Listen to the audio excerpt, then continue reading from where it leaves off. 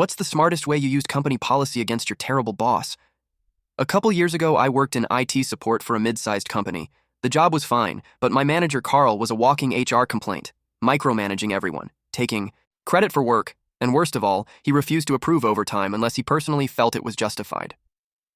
Now our department had a rotating on-call schedule. Every few weeks, you'd be the unlucky soul who had to respond to system alerts after hours. The rule was simple. If you got paged outside work hours and had to log in, it counted as overtime. Document it. Submit the hours. Done. One Friday night, the company's email server went down.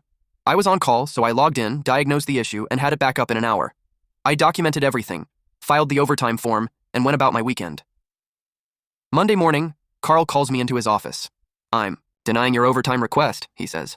"You didn't technically need an hour to fix it. You could have done it faster." I was stunned.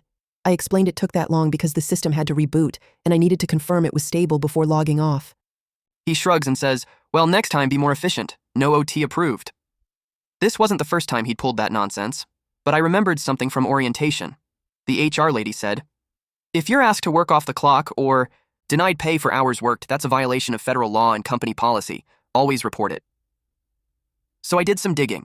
I pulled up the employee handbook, found the exact section on overtime and on-call protocol, and took screenshots of the policy. Then I filed a formal complaint with HR, not anonymously. I included my timesheet, the help desk ticket, and a log of Carl denying the overtime approval in writing. The fallout? HR called me the next day asking if I'd be willing to speak with someone from the legal department. Apparently, denying overtime for hours already worked is a huge liability issue. By the end of the week, Carl was temporarily reassigned pending investigation. A month later, he was gone. And here's the best part. I wasn't the only one. After I reported it, 2 other people in my team came forward with similar complaints. HR quietly paid us all back pay for previously denied OT.